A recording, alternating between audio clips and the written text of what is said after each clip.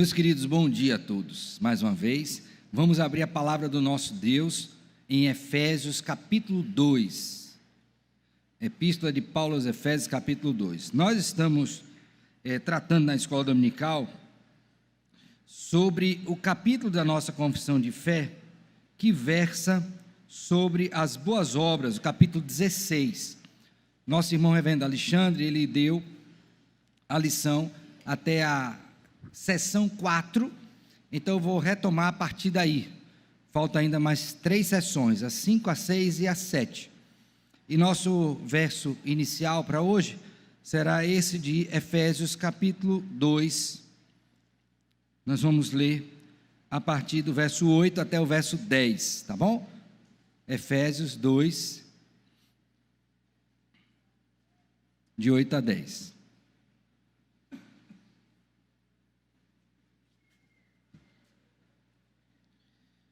Nós, como dissemos, falamos sobre as boas obras e houve a conceituação do que são essas boas obras, como que elas são aceitáveis diante do Senhor, em que elas consistem, que nós fazemos ou praticamos essas boas obras tão somente pelo poder do Espírito Santo de Deus, que boas obras são somente aquelas que são ordenadas por Deus em sua palavra e que elas são uma evidência da fé verdadeira, a fé que o Senhor Deus nos concede, e que por mais que você tente praticar, andar, não é, na prática das boas obras, nunca nenhum de nós atingirá a perfeição nesta vida no que diz respeito às obras, ok?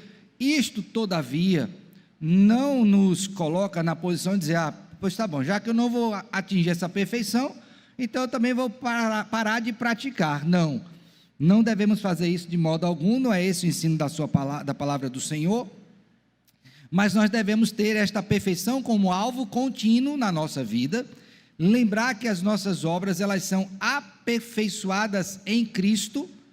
Então, na medida em que nós praticamos tudo na mediação do Senhor Jesus Cristo, para Deus, elas são recebidas como perfeitas por causa do perfeito que é o nosso Senhor Jesus Cristo. Então nós paramos até aí no último encontro, na última escola dominical. E aí vamos hoje para a sessão de número 5. Eu acho que já foi posto aí no grupo da igreja, se alguém quiser acompanhar, obrigado. Nós vamos iniciar a partir desta sessão. Antes, porém, vamos ler o texto base.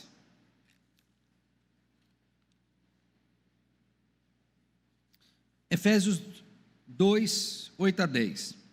Porque pela graça sois salvos, mediante a fé, isto não vem de vós, é dom de Deus, não de obras para que ninguém se glorie, pois somos feitura dele, criados em Cristo Jesus para boas obras, as quais Deus de antemão preparou para que andássemos nelas. Amém. Vamos orar mais uma vez? Nós te agradecemos, ó Deus, pela bênção de nos reunir e poder estudar a Tua palavra, particularmente essa doutrina tão importante, a doutrina das boas obras. Rogo ao Senhor que, iluminados pelo Teu Santo Espírito, possamos não somente compreender a verdade, mas andar na verdade, o que se constitui numa boa obra, segundo o que a Tua palavra nos ensina. Toma-nos todos nas Tuas mãos, a começar em mim. Assim oramos em Cristo, Senhor e Salvador nosso, com gratidão e perdão dos nossos pecados. Amém, amém. Meus irmãos, para essa sessão 5, cujo tema fala a respeito desta gratificação que alguns pretensamente esperam ter quanto da prática das boas obras, como que um pagamento, nós precisamos observar isso à luz, inicialmente, desse texto que eu li com os irmãos. Será que nós podemos chegar diante de Deus, a partir daquilo que praticamos, e colocá-lo numa situação tal, dizer, Senhor, eu fiz isto, e por conta disto eu mereço isto? Talvez esta minha afirmação cause para você uma estranheza. Não pode ser. Mas na prática, algumas vezes, nós podemos ser encontrados pensando e às vezes até agindo desta forma. Por exemplo, vamos supor que você esteja passando por uma situação difícil na vida, e foi exatamente naquele período em que você procurou com maior zelo, fazer a vontade de Deus. Meu Deus, logo agora que eu estava tão firme, fazendo tudo o que o Senhor ordenava, vem isto sobre mim? Este tipo de pensamento pode refletir o conhecimento errado acerca desta doutrina das boas obras, na medida em que a gente diz, olha, já que eu estou andando bem, nada de mal pode me acontecer, e não é isso que a Bíblia ensina. E não somente não acontecer nada mal, como também deixar de receber coisas boas. Mas Senhor, eu fiz isso tão bem, eu não devia receber isto? Então não somente deixar de receber coisas ruins, mas também receber coisas boas. Só que quando nós lemos o texto de Efésios capítulo 2, nós temos aqui duas questões que precisam ser levantadas e que falam exatamente o contrário desta perspectiva que trouxe para vocês.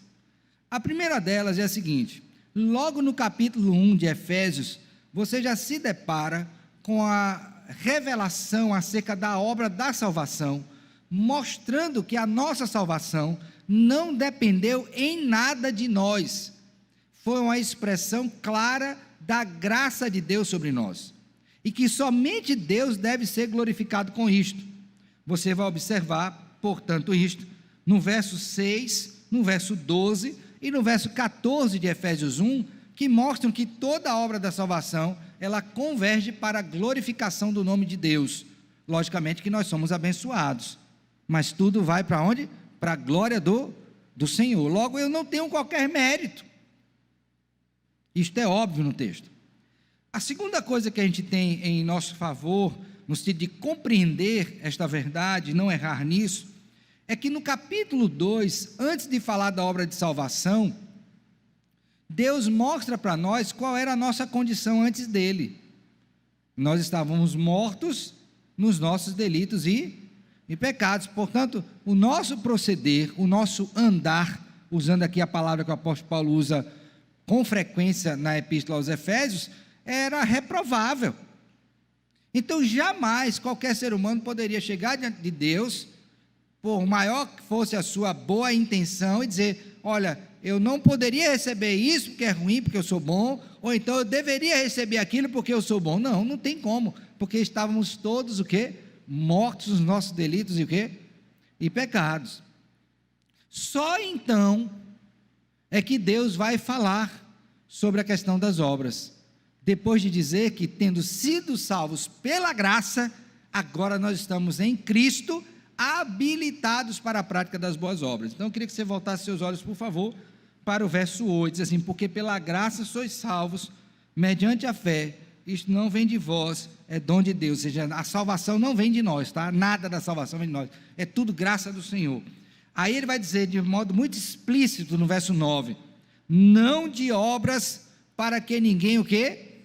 Ora, essa glória que alguns pretensamente pensam ter, ela é dada ao Senhor. Lembra que eu falei dos versos 6, 12 e 14 do capítulo 1? A glória é de Deus, então não tenho do que me gloriar, mas espera-se que aquele que foi salvo pela graça passe a andar na prática das boas o quê? Obras. Verso de número 10, podem ler juntos aí o que é dito? Pois somos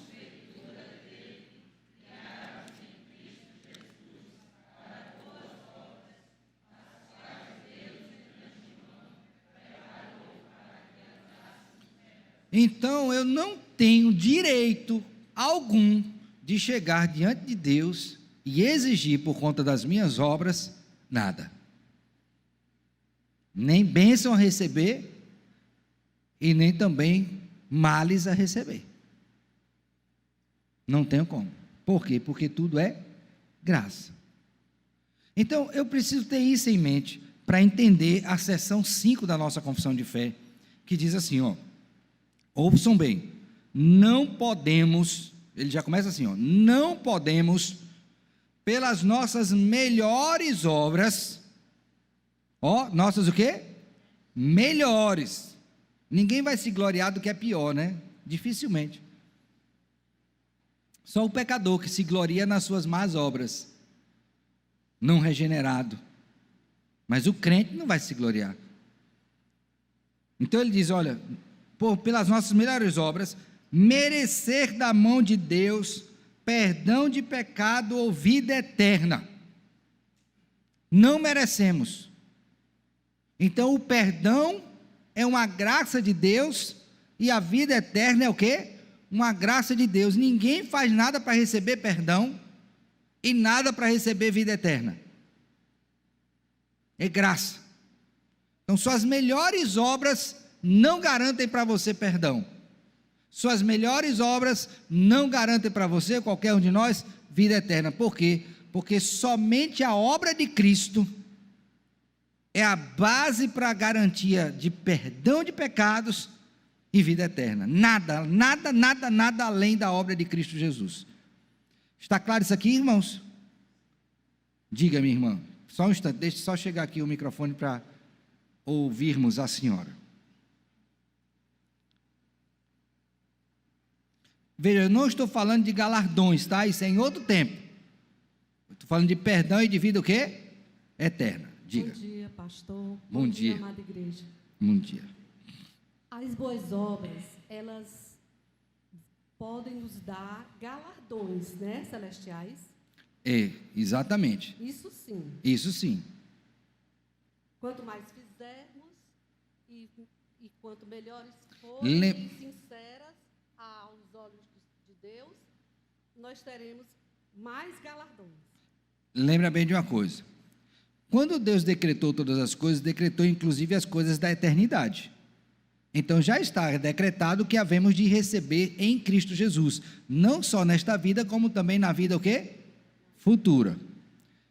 Todavia eu creio, à luz da palavra, e isso estou ensinando aos irmãos, que no que diz respeito a perdão e vida eterna, isso está garantido pelo Senhor e eu não tenho como variar isto no sentido de que, fazendo mais ou menos, eu perco ou ganho perdão ou vida eterna.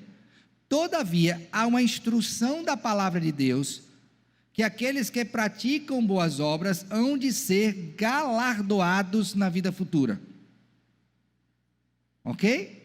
Então, se andarmos na prática das boas obras, temos a garantia dada por Deus de que seremos o que na vida eterna? Galardoados. Agora, qual é o risco que corre? É de dizer assim, pois eu vou fazer só para receber? Não, eu não faço para receber, eu faço porque fui recebido.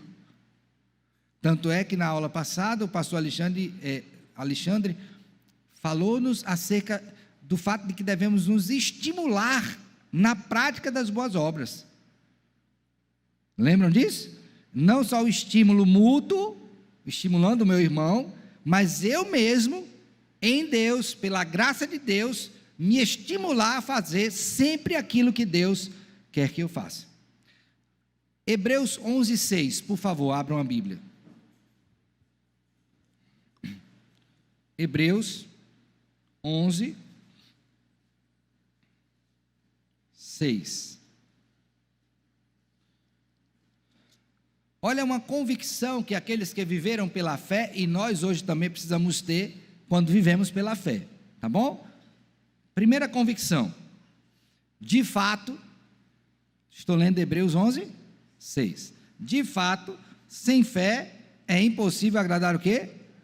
Agora observe, primeira convicção, porquanto é necessário, imprescindível, importante, que aquele que se aproxima de Deus, primeiro, creia que Ele o quê? Existe. Eu creio que Deus existe. Interessante que tem gente que não crê na existência de Deus, né? Mas pela fé nós cremos. Tá bom? Essa é a primeira necessidade. Agora leiam a segunda. E que se torna o quê? Dos que o buscam. Se torna o quê?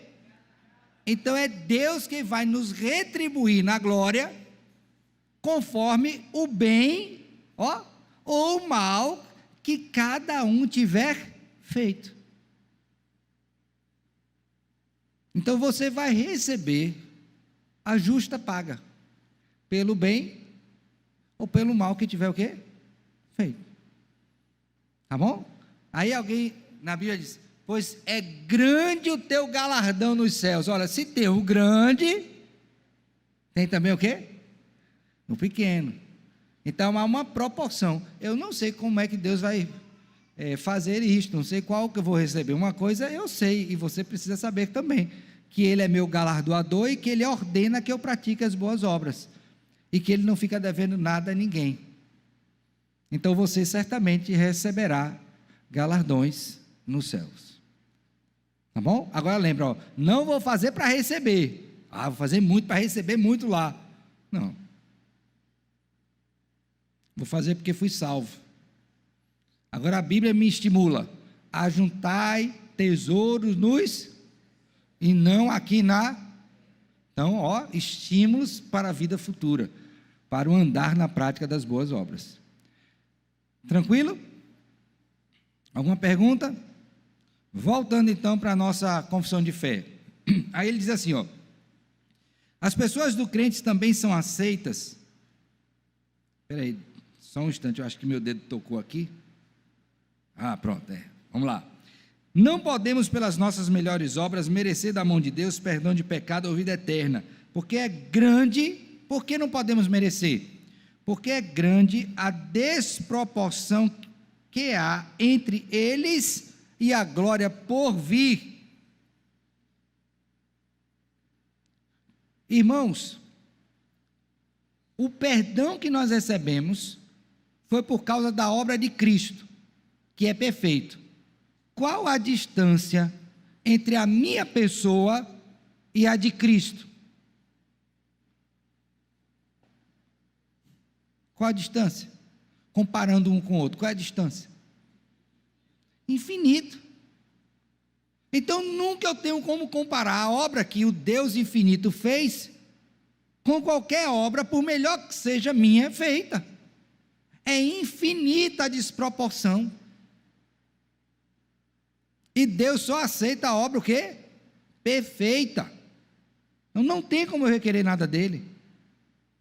A outra coisa, a desproporção que há entre eles e a glória por vir, e a infinita distância que vai de nós a Deus, a quem não podemos ser úteis por meio delas, nem satisfazer pela dívida dos nossos pecados, o quê? Anteriores. Abra uma Bíblia aí, por favor, em Isaías 64.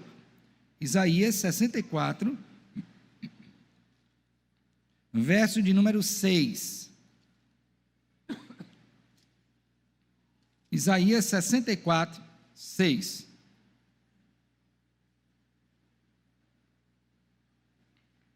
Eu vou ler o 5 e os irmãos vão ler o 6, ok? Abriram todos? Então vamos lá.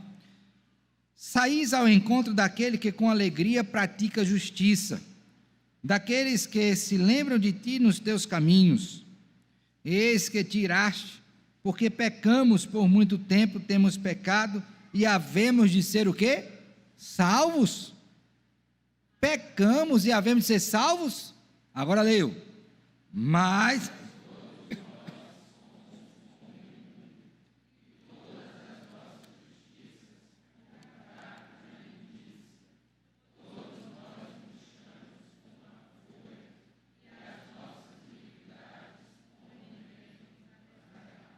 ouçam bem, quantas vezes a palavra todos se repete aí?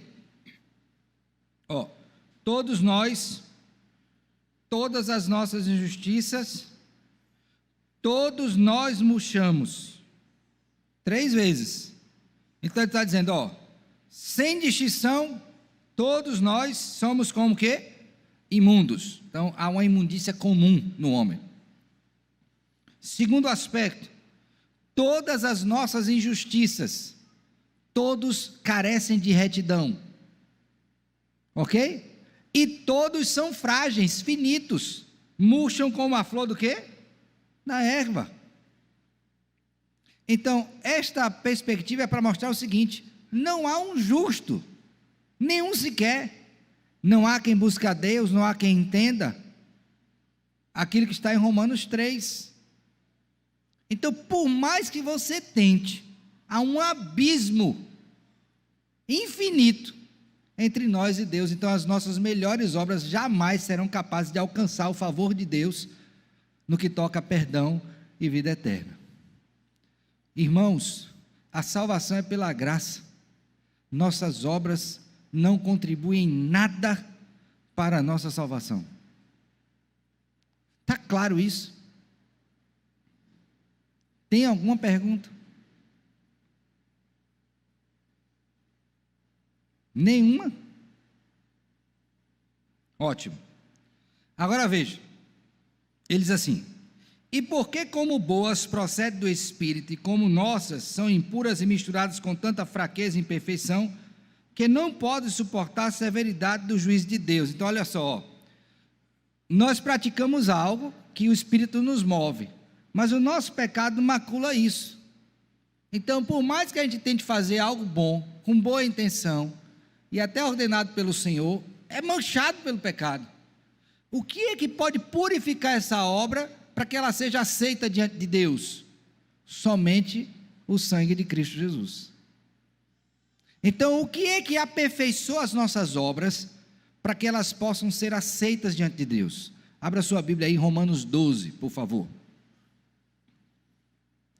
Quando o reverendo Renan esteve aqui pregando, ele citou a parte do sistema sacrificial do Antigo Testamento, mostrando que tudo aquilo que era ofertado ali era feito na perspectiva daquele que viria, que é Cristo Jesus. O apóstolo Paulo pega essa linguagem e aplica aqui, mostrando o seguinte, que quando nós nos apresentamos diante de Deus, há um fator sem o qual nós jamais seríamos aceitos, que é realmente a mediação do Senhor Jesus Cristo. Por favor, Romanos 12, 1, diz assim, ó: rogo-vos, pois, irmãos, pelas misericórdias de Deus, que apresenteis o vosso corpo por sacrifício vivo, santo e agradável a Deus, que é o vosso culto, o quê? Racional. Eu quero convidar você a fazer um exercício simples. Tire a expressão pelas misericórdias de Deus e leia o texto sem isso. Faça esse exercício. Tire a expressão pelas misericórdias de Deus. Tire e leia agora.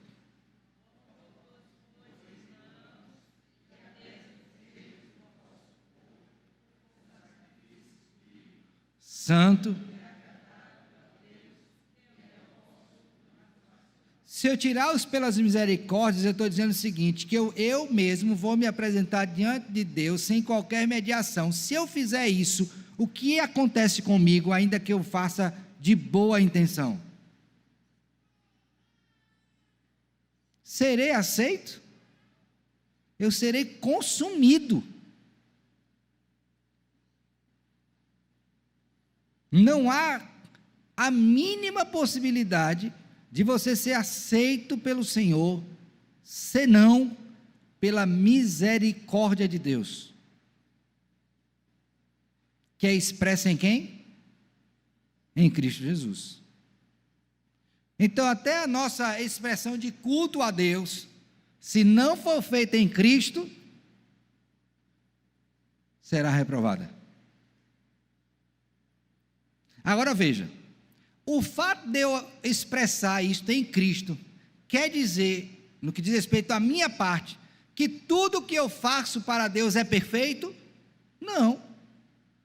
Agora, como está na mediação de Cristo, estas obras são o quê? Aperfeiçoadas. Porque Deus olha para mim pela mediação de quem? De Cristo. Aí eu quero fazer uma ressalva aqui bem interessante. Olha, eu tenho ouvido com muita frequência de muitas pessoas orações que são feitas sem ao final dizer em nome de Jesus. E aqui eu não estou falando daquela expressão pentecostal, em nome de Jesus, em nome de Jesus. Não estou falando isso não. Eu estou falando da compreensão que suas orações só são aceitas por Deus por causa de Cristo. E tudo na sua vida.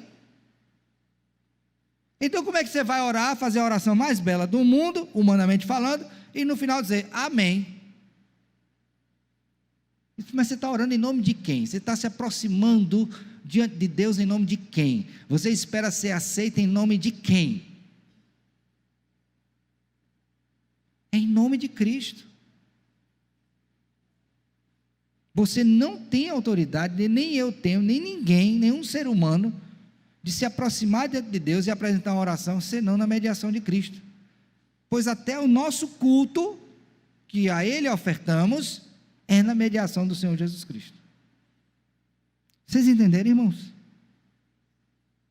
Então essas obras que nós apresentamos, elas são impuras e misturadas, mas é por Jesus que elas são o quê? Aperfeiçoadas. Ficou claro? Diácono Raimundo Filho. Pastor, nessa questão de que todos pecaram, carecem da glória de Deus. No exemplo, por exemplo, de Maria, quando ela é envolta do Espírito Santo, como assim ela pôde receber Cristo Jesus, sendo ela pecadora? Como foi mais ou menos Você pode explicar mais ou menos sua pergunta, porque eu não entendi, me perdoe a minha incapacidade. Todos pecaram, carecem da glória de Deus. Ok. Ela era pecadora. Também. Como se deu, por exemplo, o processo, ou se o processo do Espírito Santo na vida dela só agiu naquele momento ao qual, a partir do momento que ela foi concebida pelo Espírito Cristo. O texto bíblico nos mostra que ela de fato foi uma bem-aventurada. Por quê? Porque se tornou aquela que portou a mãe do nosso Senhor Jesus Cristo. Agora, isso não fez com que a ação do Espírito Santo dela, que o termo lá envolveu, o Espírito Santo envolveu Maria, que ela foi santificada a tal ponto de se tornar tão pura como Deus, ou mediadora de quem quer que seja.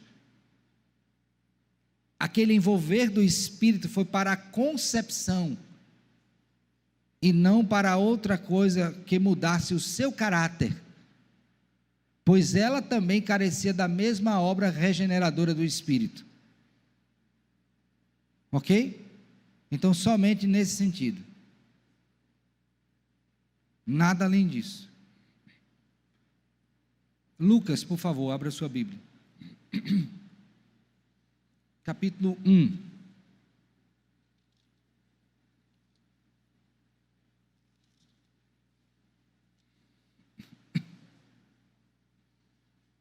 Abriram? Verso 34 e 35. Fala-se da promessa que seria cumprida do descendente de Davi, mas especificamente diz assim: então disse Maria ao anjo, que foi o portador da notícia de que ela daria a luz ao Filho de Deus: como será isto? Pois não tenho relação com homem algum. Observe bem que a pergunta dela é: como eu vou conceber se eu não tive relação com homem algum? Ou seja, do ponto de vista natural, é impossível ter um filho. O ponto é esse no texto, não desvie para outra coisa. Ela quer saber como que uma mulher sem comunhão íntima com um homem vai ter filho. Naquela época não tinha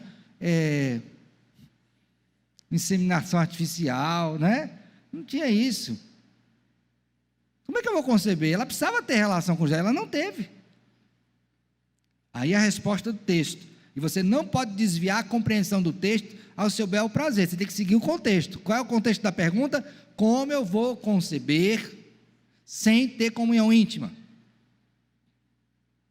Respondeu-lhe o anjo: descerá sobre ti o Espírito Santo, e o poder do Altíssimo te envolverá com a sua sombra. Essa palavra envolverá é importantíssima. Está mostrando como que será a concepção, será sobrenatural, ou seja, ela terá um filho, ela conceberá sem envolvimento íntimo com ninguém, nem com Deus. Está claro, irmãos? E aí ele diz: por isso que, por ser uma concepção sobrenatural, o ente santo que há de nascer será chamado o quê? Então, como não foi natural, ele não é pecador, porque não houve essa conjunção. E esse envolvimento é exatamente para que não haja passagem, né, dessa natureza pecaminosa de Maria para o seu filho, que é o Senhor Jesus Cristo. Concepção sobrenatural. Está claro?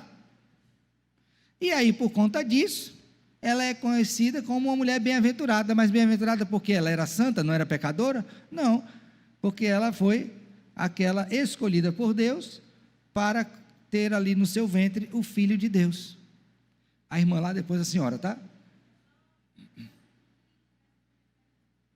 Sim, na sequência.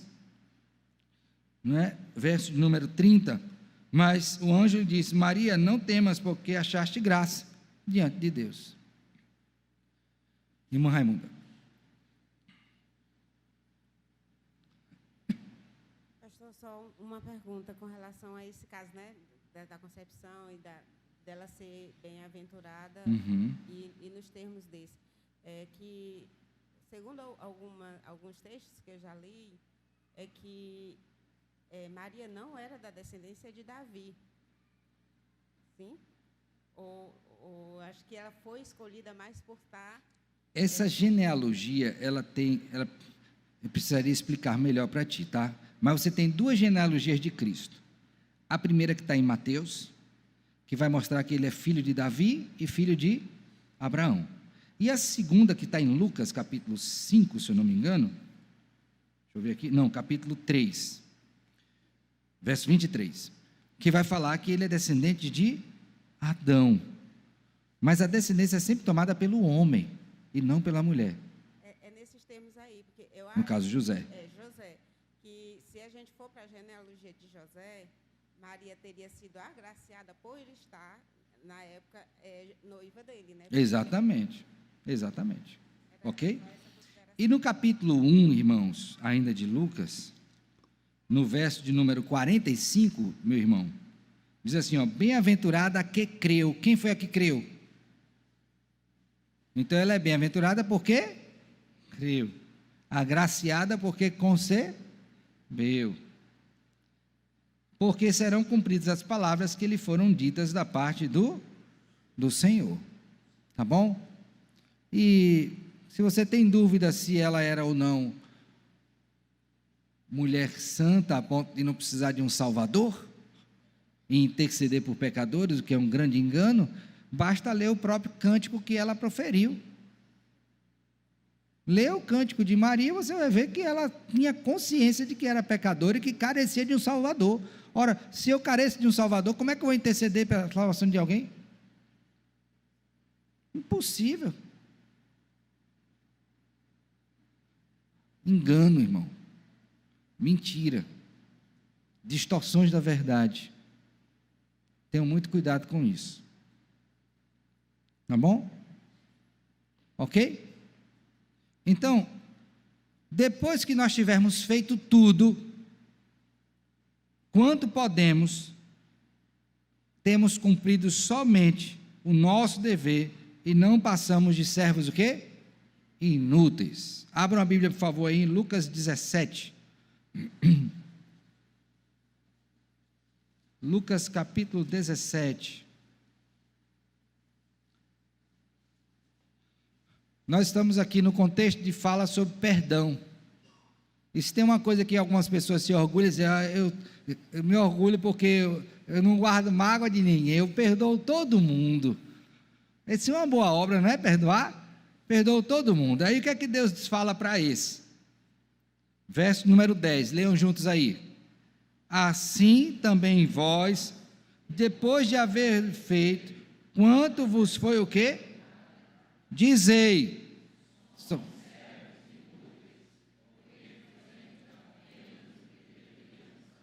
Pronto, então, depois que você fez tudo que foi ordenado, e tudo aqui é tudo, você não pode bater no peito e dizer, eu mereço, porque você não passa, nós não passamos, de quê, irmãos? Servos inúteis. O que é um servo inútil? É aquele que fez apenas aquilo que deveria fazer. Agora, Deus é tão misericordioso, tão gracioso, que Ele ainda nos promete galardões, mesmo a gente fazendo o que deveria fazer. Por isso que eu disse lá no início, que galardão é a expressão da graça de Deus, do seu favor. Qual é a grande questão aqui? É que se você entendeu isso aqui, não deve ser uma pessoa orgulhosa. Mas o pecado terrível é esse no nosso coração. Porque o orgulhoso é aquele que sempre acha que merece algo mais do que aquilo que está recebendo. Essa é uma das características. Ele confia tanto nas suas obras e tão pouco nas do Senhor, que ele sempre acha que é merecedor. Mas será que esta é a percepção que a gente precisa ter? Não. Não é essa. Abra uma Bíblia aí, por favor, em Lucas 18. Sabe qual é a expressão que deveria nos caracterizar diante da grandeza de Deus? Esta aqui, ó. Lucas 18, 13. Eu vou ler para vocês. O publicano, estando em pé, longe, veja o detalhismo de Lucas, tá? Publicano, em pé e longe, não ousava ainda nem levantar os olhos ao céu, cabecinha baixa. Não está muito humilde? Mas batia no peito, dizendo: aqui está a palavra daquele que entende que é um servo inútil. Ó Deus, senhorio, ó é de clamor, ó Deus, sê propício a mim, pecador. Então, se esse ensino das boas obras não te leva a este tipo de humildade que Cristo reconheceu, tem algo errado conosco. Não é com o Senhor, não é com a palavra, não é com o irmão, com o próximo, é comigo. Eu estou tendo uma medida a meu respeito desproporcional à luz dos olhos do Senhor. Está claro, irmãos? E aí ele diz: digo-vos, Cristo agora, que este desceu justificado para a sua casa, e não aquele, porque todo que se exalta será o quê? Humilhado, mas o que se humilha será o quê? Exaltado. Então, é necessário que você tenha esta percepção, irmão. O que você fizer de melhor, você deve fazer, mas nunca você pode chegar diante de Deus para exigir coisa nenhuma. Você tem que clamar e agradecer, porque sempre todos nós seremos servos o quê? Inúteis. Isso é fácil para você?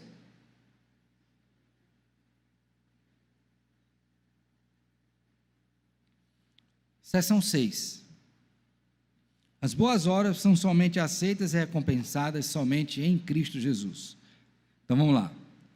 Não obstante o que havemos dito, sendo aceitas por meio de Cristo, as pessoas dos crentes também são aceitas nele, as obras deles, ou seja, as obras que eu faço são aceitas e não somente a minha pessoa. Então Deus não somente me aceita, mas também aceita as minhas o quê? Obras. Por quê? Por causa da mediação de Cristo. Tá bom? Então vou dar um exemplo disso. Você vem para a igreja e começa a cultuar. Nesse culto, a primeira coisa que você faz é orar pedindo que Deus aceite o seu culto. Quando você sai daqui, você sai com consciência de que Deus aceitou ou não aquele culto? É uma pergunta. Aceitou ou não? Porque você fez ou porque foi feito em Cristo? Em Cristo. Mas Deus aceita só o seu culto ou aceita você como cultuante, como adorador? A minha pergunta é capciosa, né? Um ou outro, ou um e outro. Os dois, Deus lhe aceita e aceita o culto. Por causa de mim? Não. Por causa de Cristo. Se eu estiver na rua e parar para ouvir alguém que está aflito, acudindo essa pessoa, encorajando, orando por ela, Deus aceita a oração que fiz, o ouvir daquela pessoa, ou me aceita também? aceita os dois. Não só o que eu fiz, mas a minha pessoa. Por quê? Porque ambos estão em Cristo Jesus. A minha pessoa e as minhas obras. Então não é isoladamente. Exatamente. E aí vai a relação, isso. E aí vai a relação causal. Ele só aceita as minhas obras porque antes me aceitou. Então, pastor, como é que eu faço para Deus aceitar minhas obras? Só se antes ele o quê? Te aceitou, se ele te recebeu em Cristo. Se ele não te recebeu, não adianta fazer, porque não será recebido. E aqui está o engano de muitos. Achar que antes do ofertante, Deus aceita a oferta. Não, ele quer primeiro o ofertante. Filho meu, dá-me o teu quê? Fonte. Eu quero você, meu filho. Agora, uma vez que você é recebido por mim, agora eu quero aquilo que vem de você, porque eu mesmo te instruí neste caminho. Diácono Jeremias. Bom dia, igreja. Bom dia. Pastor, nesse final de ano, geralmente no final do ano acontecem essas campanhas de arrecadar a cesta básica para ajudar famílias, instituições. Verdade. E eu queria que você explicasse assim a diferença. Por exemplo, alguém levantou essa bandeira e várias pessoas, tanto ímpios como não, como crentes, estão doando. Aquelas doações ali perante de Deus, elas são recebidas pelo crente de uma maneira e pelo ímpio de outra? Ou diante de Deus? Isso. Tá. As obras realizadas pelos não regenerados, ainda que boas do ponto de vista horizontal, jamais o serão do ponto de vista vertical diante de Deus. Por quê? Porque não são feitas em Cristo. Então elas podem até trazer um benefício social, até emocional. A pessoa se alegra, não alegra? Físico, mata a fome, agasalha, não é? Tem benefício, não estou dizendo que não tenha. E a Bíblia é clara em afirmar isso. Mas elas não são aceitas por Deus para qualquer mérito espiritual. Por quê? Porque não são feitas em Cristo Jesus. Mas eu estou sendo muito sincero. Amém? E eu não duvido da sinceridade, não estou questionando isso. Eu estou questionando que não há mediador para te levar a Deus para apresentar essas obras. Agora, no caso dos crentes, o que é que eu questiono? Bom, primeiro, por serem praticadas por crentes, de modo geral, são aceitas por Deus. Mas os crentes lembram que as boas obras são aquelas ordenadas por Deus em sua palavra. Nesta ordenação, por exemplo, Deus diz que primeiro nós temos que ajudar os da família da fé. Aí você não faz obra nenhuma aqui dentro, mas faz lá fora porque é visto. Estou dando um exemplo, tá? Essa obra foi ordenada por Deus? Não. Mas lá fora, você é honrado, deu um carro, deu um caminhão de oferta. Olha que crente bom. Deus está vendo, meu filho. Você não supre a necessidade do irmão que está precisando de um remédio. Você nem perguntou a ele se ele está precisando. Então, no caso do crente, não é só fazer por fazer, é fazer o que está ordenado por Deus. Um exemplo que eu trago na minha mente disso é 1 Timóteo capítulo 5, abram aí a Bíblia, por favor. De modo geral, seria interessante, importante, uma boa obra, nós assistirmos as viúvas da igreja? Sim ou não? Não é? Tem viúvas que precisam estar na classe das pessoas necessitadas, especialmente nessa época. Mas o apóstolo Paulo regula, segundo Deus, a prática das boas obras no que diz respeito às viúvas. Então, observem bem. Verso 3, 1 Timóteo 5. Honra as viúvas verdadeiramente viúvas. Primeira coisa que ele coloca, é verdadeiramente. O que é verdadeiramente aqui? Não é que só analisar se ela perdeu o esposo, não. É a que é realmente necessitada e não tem qualquer provisão. Aí ele vai esclarecer isso no texto. Mas se alguma viúva tem filhos ou netos, que estes aprendam primeiro a exercer piedade para com a própria casa, primeiramente cuide da casa. Você é crente, tem algum familiar seu que precisa de ajuda? Tem alguém na sua igreja que precisa de ajuda? Esse é o critério. Aí você não ajuda os de casa, não ajuda os da igreja e quer fazer campanha por de fora? Mas não para aí, olha só o que ele diz.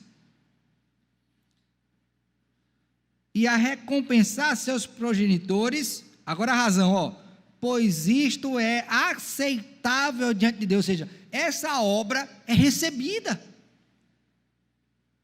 Mas se eu fizer diferente disso, vai ser recebido?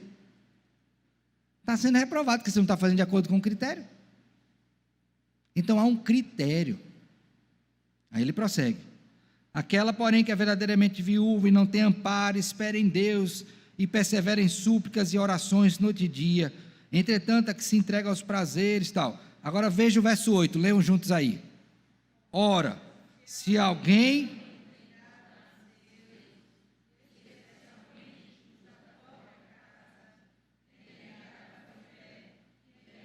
Meu irmão, isso aqui é gravíssimo. Você já se imaginou ser comparado com um descrente e ser pior do que um descrente?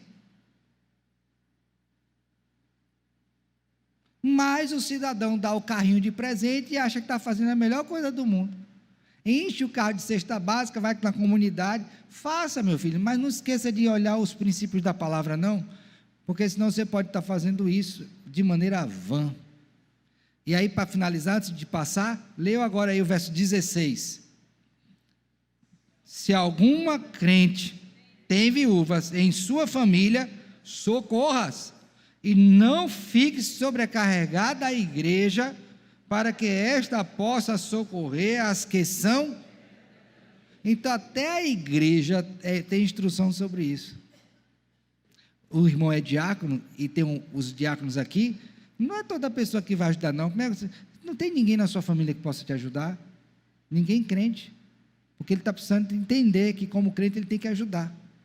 Se não tiver ninguém, inclusive tendo gente que não faça por desobediência, a igreja entra e ajuda, deve fazer. Então, critérios. É isso. Diga, meu santo. Pastor, e em relação ao meu próximo, porque a palavra diz que o meu próximo é qualquer pessoa. Isso. Então, tendo ajudado os de casa e os da igreja, não impede necessariamente que de modo algum. Outro. De modo algum. O próximo é qualquer outra pessoa. Exatamente. Obedecendo o critério, qualquer um que seja semelhante ao Senhor. Imagem e semelhança, me refiro. Devo ajudar. Agora, observem os critérios. Quer ver uma coisa? Eu morava em Feira de Santana e ele tinha uma Kombi que passava para levar o pessoal para um local onde essa pessoa iria tomar banho, comer, seria cadastrada e receberia um trabalho. Ok? Essa Kombi começou a rodar em feira, muitos anos atrás. Houve um período que, quando os pedintes viam a Kombi, ao invés de correr em direção à Kombi, o que é que eles faziam? Fugiam da Kombi. Por quê? Não quer trabalhar. Virou profissão para alguns, não para todos. Aí eu recebo de Deus, como graça dele, algo, e eu vou usar mal, não atentando para os princípios que Deus me ordena. Eu estou sendo um mau mordomo, e isto é pecado. Está claro, irmãos? E não adianta você dizer que está fazendo com boa intenção, não, porque a minha intenção ela tem que ser regulada pela palavra de Deus, senão eu vou ter muita dificuldade. Diga, querido.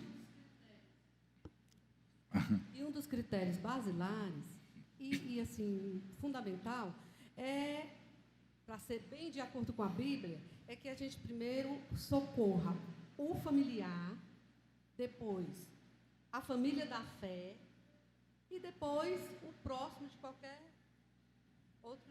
outra espécie. Eu não é? colocaria assim, um após o outro, familiar e da fé. Por quê?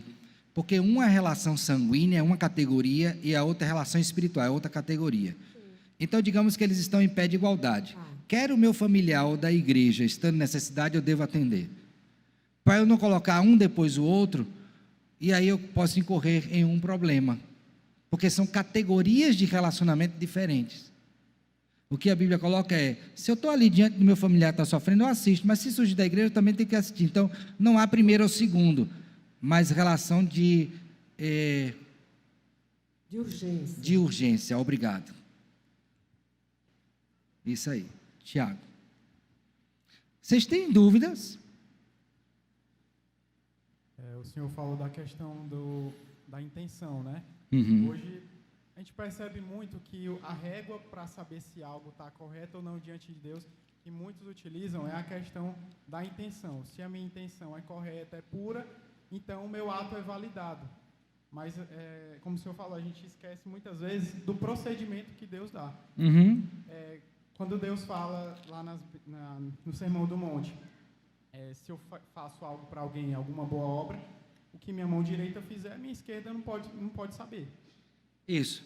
E muitas vezes a gente faz com a intenção e até toca correta, trombeta. e toca trombetas, e a gente se assemelha ao fariseu que ora na esquina em pé. E ele diz, cuidado com esse coração farisaico. Exato. Mas a gente não tem esse problema? Tem. Tentação para todos nós. Até em casa com os filhos. Não é? Tem um gato entre nós. Uma gatinha. Não saculeja essa menina não, irmã. Deixa ela quieta. Olha. Por favor, tenham cuidado com essa questão de intenção. Porque de onde brota a intenção? E o que a Bíblia diz sobre o nosso coração? A minha intenção deve ser guiada pela minha razão cativa à Escritura. A minha intenção deve ser guiada pela minha razão cativa o quê? A Escritura. Se eu inverter isto, certamente terei grande dificuldade. E incorrerei em muitos pecados. Então, aqui uma questão, já passo. Pode até dar o microfone para ela. Crente pensa. Por isso sente corretamente. O problema é que nós estamos sendo conduzidos a não pensar. E quando fazê-lo, realizá-lo, não pensar segundo a Escritura. Pensa segundo o mundo. Vai dar errado. Então somos desestimulados a pensar e agir por emoção. Curta o sabor, viva o sabor. Se jogue. Se jogue aonde? Que abismo é esse que eu vou me jogar? É só a emoção? E a razão? E a razão calcada na palavra. Então, cuidado para nessa intencionalidade, sem discernimento bíblico, pecar contra Deus. Pense biblicamente. Inclusive na prática das obras. As boas obras. Diga. Pastor, às vezes o que move alguém a fazer uma boa obra é para obter holofote, né? Ok. Comumente as celebridades fazem assim, né? Vai na rede nacional, né? De uma televisão. Divulga, tá. Divulga aquilo e tal. Então, mesmo que a intenção e o mover a fazer não seja bom, ainda os frutos o serão? Para a sociedade, sim, mas para Deus, não, né? É porque a questão, Deus não precisa de nossas obras para aumentar ou diminuir o seu ser, que isso seria impossível. Para Ele, não precisa disso. O que Ele quer meu? Falei agora há pouco. Coração sincero. Um coração pronto e sincero. Pronto para fazer e sincero para agir. Mas isso não depende das obras. As obras são a evidência de um coração pronto e sincero. Que até mesmo quando estas obras forem vistas, porque elas serão. Pastor, tem alguma possibilidade de eu fazer alguma coisa boa e ela não ser vista? Não. Ela vai aparecer em um momento, porque é luz. A questão é, quando ela aparecer, qual será a minha reação? Bater no peito e dizer, eu fiz mesmo. Ou dizer, bendito seja Deus que me conduziu a isso. A glória dele, agradeço o carinho dos irmãos, mas bendito seja Deus por isso. Eu acho interessante, eu não sei se os jogadores ou lutadores de MMA têm noção correta do que fazem, né? Nesse sentido, mas fez um gol aí, ó. Já viram essa expressão? Mas esse mesmo que aponta para cima é o que entra no campo antes, passa a mão no campo, dá uma benzida e vai jogar. Eu digo, que negócio é esse? Que incoerência é essa? Que loucura é essa? Por favor. Então baixa o dedinho e trabalha o coraçãozinho. É melhor. Diga, filha. Pastor, Irmã Adriana. Bom dia, filha. Estava aqui pensando também sobre a questão das boas obras. A gente compreende essa questão a partir do ponto de vista daquele que está dando, né, fazendo alguma ação no sentido de doar algo. Mas o contraponto disso também é quem recebe a boa ação. Essa pessoa também tem que praticar uma boa ação, porque muitas vezes há um vitimismo dentro da igreja, dentro da fé cristã nos nossos dias, como se houvesse uma obrigação da pessoa fazer. Isso, e aí se recebe, não fez mais que a obrigação, se não recebe, são incompetentes, não atendem às minhas necessidades. Então, a boa ação também eu entendo a partir desse ponto de vista de quem recebe a boa ação. Com toda certeza. Aspas. Quer ver um exemplo? Abra uma Bíblia em Romanos capítulo 16. É uma boa obra ser grato por boas obras recebidas. O apóstolo Paulo, no seu ministério, ele foi acolhido por muitos irmãos ao longo da sua jornada. E ele, se usasse o princípio errado, jamais faria referência ao que ele recebeu. Mas olha o que é que ele faz. Vou ler a partir do verso 1, tá bom? Recomendo-vos a nossa irmã Febe, que está servindo a igreja de Sencreia, para que a recebais no Senhor como convém aos santos e a ajudeis em tudo que de vós vier a precisar. Então ele está recomendando, ajude, pratique a boa obra, porque tem sido protetora de muitos e de mim inclusive. Ela já fez boa obra para mim e eu recebi essa boa obra. Então veja que num só texto ele recomenda a prática e ao mesmo tempo reconhece o que recebeu. E aí a partir do verso 3 até o verso 16 é uma lista de pessoas que ajudaram o apóstolo Paulo. Então eu preciso ter essa atitude que é recomendável, é uma boa obra, de ser grata a Deus por aquilo que eu recebo. É dever praticar boas obras, mas as pessoas não são minhas empregadas da fé. Quem diz que é servo inútil é o único que é o servo útil. Eu não tenho autoridade para dizer isso. Então eu tenho que ser grato às pessoas. Quer ver um exemplo?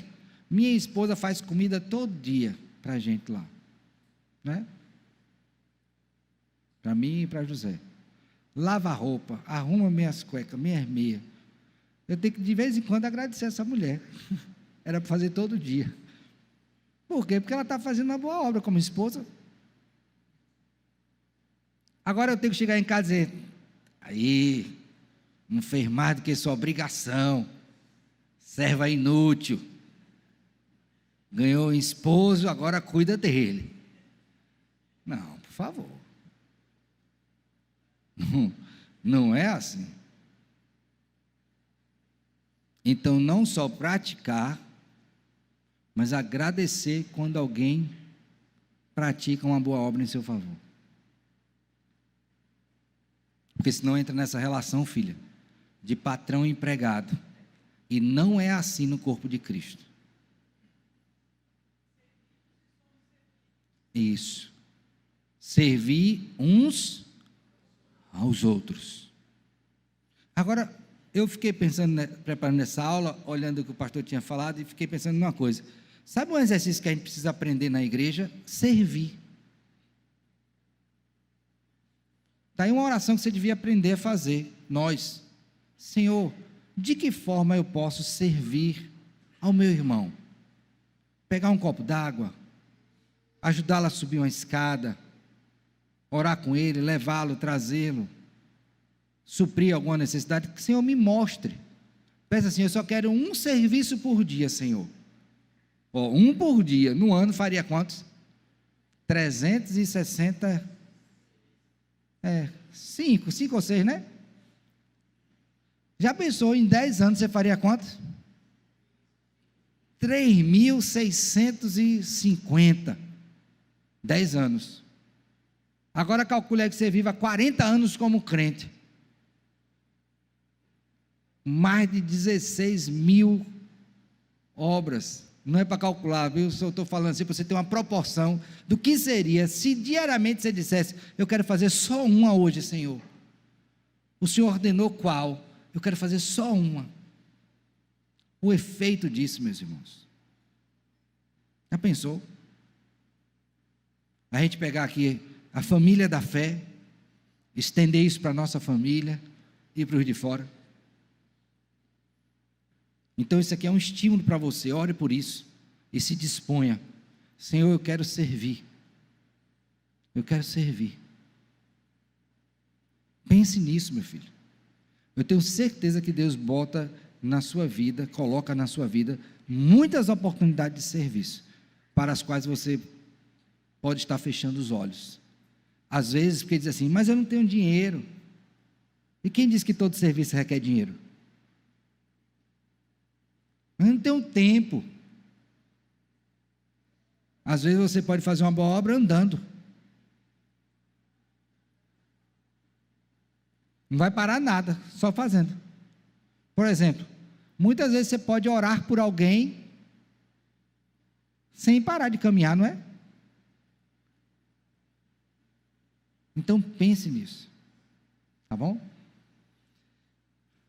Por fim, diz assim, que Deus é servido e aceitar e recompensar aquilo que é sincero, embora seja acompanhado de muitas fraquezas. Por último, as obras feitas pelos não regenerados, agora entra o último tópico, tá? Quando um descrente, alguém que não nasceu de novo, faz alguma obra, como que é isso visto? Embora sejam, quanta matéria, coisas que Deus ordena e úteis, tanto a si mesmo quanto a outros, ele até pode fazer o que Deus ordena e ter a utilidade. Contudo, porque procedem de corações não purificados pela fé, não são feitas devidamente segundo a palavra, nem para um fim justo, a glória de Deus. Ou seja, um ímpio, quando ele faz uma obra boa, a glória ele não dá a Deus, embora levante o dedinho. Entenderam? Levanta o dedinho apontando para Deus, mas Deus sonda os corações e sabe que não é. Tanto é que se ninguém elogiar o gol que ele fez, aí vai dar, rapaz, um gol tão bonito que eu fiz, ninguém me elogia. Pois é, você não fez para Deus, Deus já está satisfeito, não precisa elogio não. E agora, você vai fazer como? Então não era para Deus? Mas podia ser um pouquinho para mim. Não, Deus não divide sua glória com ninguém. E não tente usurpar a glória dele. Então, ou é para a glória dele ou não é. Então, quando um ímpio pratica uma obra, ainda que ordenada por Deus, isso não conta em seu favor, para a salvação, nem para perdão de pecados. Por quê? Porque a glória de Deus não é o alvo ali. Portanto, quer comais, quer bebais, ou façais outra coisa qualquer, seja tudo feito para o quê? Glória de Deus. E aí ele prossegue dizendo: por que não são aceitas? Porque são pecaminosas e não podem agradar a Deus, nem preparar o homem para receber a graça de Deus. Não obstante, o negligenciá-las é ainda mais pecaminoso. Então alguém diria assim: pastor, não é aceita porque eu não sou crente, ok? Tá bom, pois agora eu não vou fazer nada. Diz, pô, piorou essa situação. Mateus capítulo 25. Senhor, quando foi que te vimos nu e não vestimos? Tivemos preso e não fomos visitar, doente também não acudimos. Aí, pois é, apartai-vos de mim, malditos. Ou seja, o ímpio não é aceito, e se ele não fizer, é pior para ele.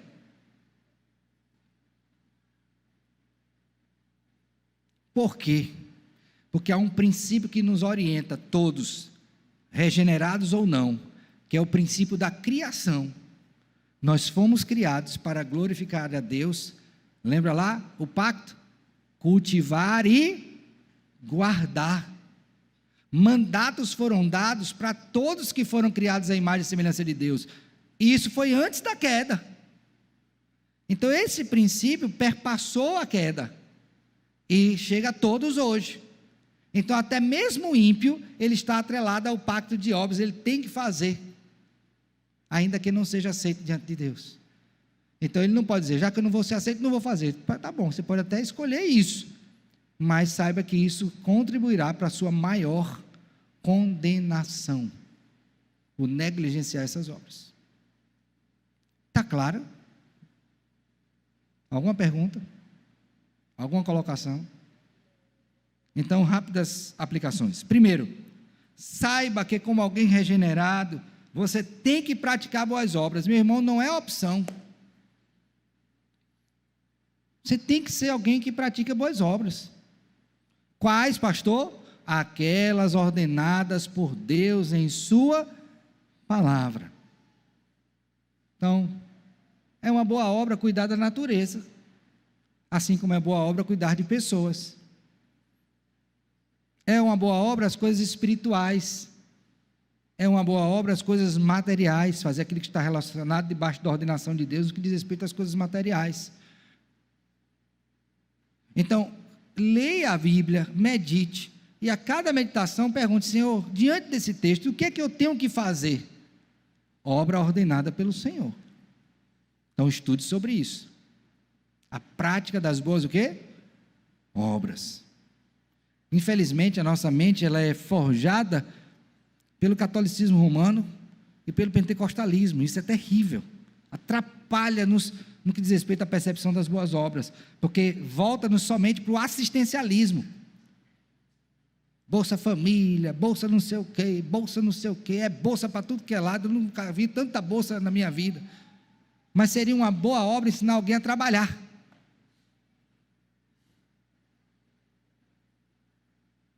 A assistência tem o seu lugar, mas não é permanente. Não pode ser à luz da Escritura. E nós, como crentes, não devemos promover isto. Mas tem gente que gosta, não gosta? Então, o nosso sistema promove uma fuga daquilo que Deus estabeleceu como a prática das boas obras. Você ir para o seu trabalho, acordar cedo, trabalhar 6 dias, é uma boa obra. Deus ordenou. Quem não trabalhe, também não.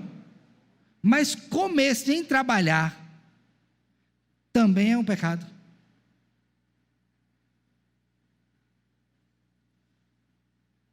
Entenderam? Então vamos lá, ó. Voltando ao exemplo da minha amada esposa aqui. Eu trabalho, compro a comida. Ela pode comer? Sim ou não? Tem que comer, tem que ficar gordinha. Nutrida é melhor. Tem que ficar nutrida. Mas ela não foi para a rua trabalhar. Mas quem lavou a roupa? Quem ficou na beira do fogão cozinhando? Ela está trabalhando dentro de casa. Quem trabalha come. Não ate a boca do boi enquanto debulha o trigo. Vai fechar a boca? Está trabalhando. Boa obra dentro de casa. Então é merecedora. Entenderam? Essa percepção eu preciso ter. Porque são as obras ordenadas na Bíblia. Então, não é uma opção do crente. É um dever. Segunda coisa. Conheça e pratique as boas obras. Pastor, onde é que eu conheço? Não é lendo o livro de Francisco de Assis. É lendo a Bíblia. Leia a Bíblia. E você vai entender o que são boas obras. Tá certo? Aquelas que Deus ordenou em sua palavra. Vamos dar um exemplo disso? Abra a Bíblia aí, por favor. Tito, estou caminhando para o final, tá? Tito. Abriram?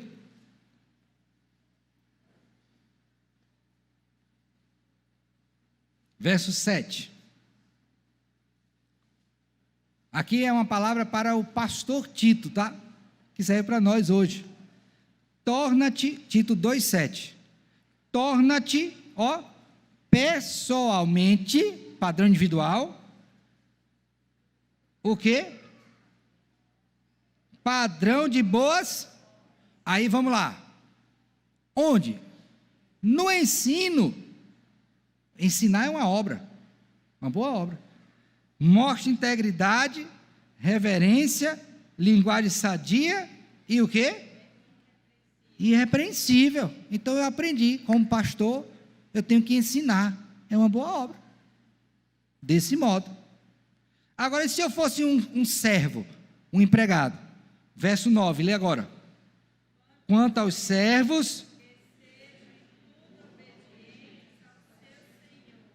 dando-lhe, não sejam, para um pouquinho aqui, você já trabalhou com algum servo respondão, ou você foi um servo respondão? Pois é, se você foi um servo respondão, você praticou uma má obra, porque a boa obra é trabalhar e ser submissa ao seu Senhor. Mas, irmãos, eu conheço crentes que são respondões como servos, que dá uma tristeza, porque hoje todo mundo tem direito de falar, né? Só não tem de ser educado. Terrível isso, má obra. Quanto aos servos, em tudo sejam obedientes, boa obra, seja um bom empregado. Mas também ele fala dos patrões. A Bíblia também fala. E os servos ainda, verso 10, leia aí, por favor. Não, deem prova de toda. Por que, pastor, eu tenho que fazer isso? Agora leia o verso final. A fim, a doutrina. Pronto, aí. Por que você tem que fazer boa obra? Para ornar a doutrina, para mostrar que você é crente. Então, conheça e pratica. Finalmente, encoraje e proporcione ocasião entre os seus irmãos para a prática de boas obras. Então, vamos aqui, o exemplo que a irmã deu agora há pouco, né? Se eu preciso de carona, preciso realmente de carona, eu não tenho dinheiro para Uber, minhas pernas estão fracas, eu não tenho uma bicicleta, não é por falta de coragem, né? E eu preciso de uma carona, você vai estimular seu irmão a boa obra, se ele tendo um transporte, puder te levar. Então, não seja orgulhoso e diga assim, não vou pedir.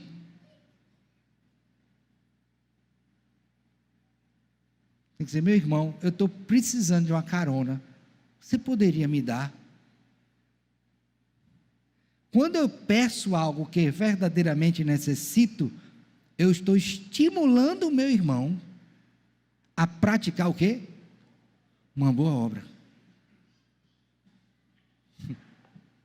Mas será que a gente faz isso? Deveria, né? E aquele irmão que ouve o pedido de carona, deve dizer o quê? Mas rapaz, você é liso mesmo, né? Não tem nem dinheiro para comprar, para pedir um Uber? Não, faço não, porque você está desestimulando aquele que Deus usou para lhe estimular a fazer a boa obra. Você está pecando. E aí, em verdade, você diz, irmão, nesse momento eu não tenho como te levar, mas eu vou proporcionar isso para você. Entenderam? Então tem que ter humildade para pedir, tem que ter humildade para ouvir, tem que ter humildade para servir. Cristo na beira do poço de Jacó pediu à mulher o quê? Ele podia pegar a água que ele quisesse. Ele pediu. E nós?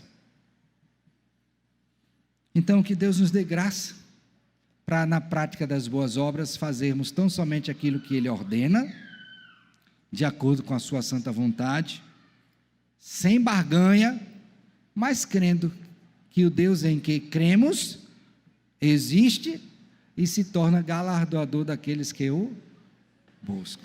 Que Deus nos abençoe. Amém. Amém.